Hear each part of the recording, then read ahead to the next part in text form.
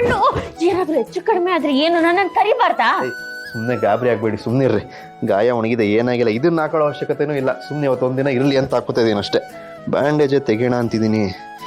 ನಿನ್ನೆ ರಾತ್ರಿ ಅದು ಏನು ಮೋಡಿ ಮಾಡಿ ಟ್ರೀಟ್ಮೆಂಟ್ ಕೊಟ್ಟರೋ ಗೊತ್ತಿಲ್ಲ. ಇವತ್ತಷ್ಟರಲ್ಲಿ ಗಾಯನೇ ಒಣಗೋಗ್ಬಿಟ್ಟಿದೆ. ಹಸ್ಬೆಂಡು ಈಗ ಗೊತ್ತಾಯ್ತಾ ನನ್ನ ಮನ್ಸು ಎಷ್ಟು ಪರಿಶುದ್ಧ ಅಂತ?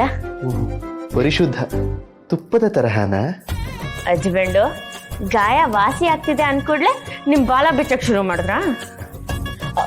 ಈ ಕೇಳಿಸ್ಕೊಳ್ಳಿ, ಗಾಯ ವಾಸಿ ಆಗ್ತಿದೆ ಅಂತ ಓಡಾಡಕ್ ಶುರು ಮಾಡಂಗಿಲ್ಲ. ರೆಸ್ಟ್ ಮಾಡ್ಬೇಕು. ನಾನು ಆಫೀಸ್ಗೆ ಹೋಗಿ ವಾಪಸ್ ಬರ್ತೀನಿ.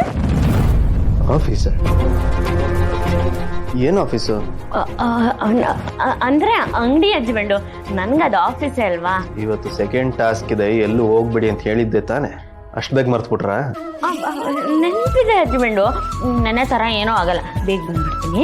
ಇನ್ನೇನೋ ಅಡುಗೆ ಮಾಡಿ ಗೆದ್ಬಿಟ್ರಿ, ಆದ್ರೆ ಇವತ್ತಿನ ಟಾಸ್ಕ್ ಅಷ್ಟು ಈಸಿ ಇಲ್ಲ. ಇದೆಲ್ಲ ದೊಡ್ಡ ವಿಷಯ ಅಲ್ಲ ಹಸ್ಬೆಂಡು.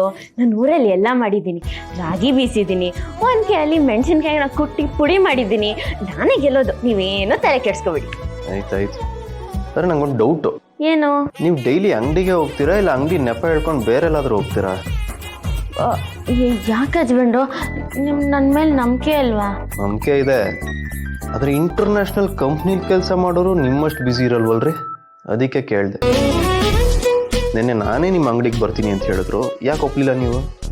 ಹೇಳಿದ್ನಲ್ವಾ ಹಸ್ಬೆಂಡು, ನಿಮ್ಗೆ ಹುಷಾರಿಲ್ಲ, ರೆಸ್ಟ್ ಬೇಕು ಅಂತ ಹಂಗೆ ಹೇಳ್ದೆ. ನೀವು ಹುಷಾರಾಗಿ ನಾನೇ ನಿಮ್ಮನ್ನು ಕರ್ಕೊಂಡು ಹೋಗ್ತೀನಿ. ನೋಡ್ತೀನಿ ಆ ಟೈಮ್ ಯಾವಾಗ ಬರುತ್ತೆ ಅಂತ. ನೋಡ್ರಿ, ಇವತ್ತಿನ ಟಾಸ್ಕಲ್ಲಿ ನೀವೇ ಗೆಲ್ಬೇಕು. ಸರಿ ಹಸ್ಬೆಂಡು.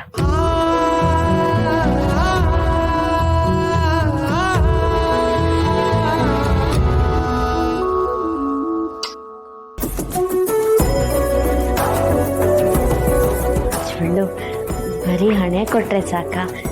ಕೆನ್ನೆಗೂ ಕೊಡಿ. ಹಣೆಗೆ ಕಿನ್ನೆಗೆ ಏನ್ ಕೊಡ್ಬೇಕು? ಕೊಡ್ಲಾ ಎರಡು? ಪರವಾಗಿಲ್ಲ ಬಿಡಿ.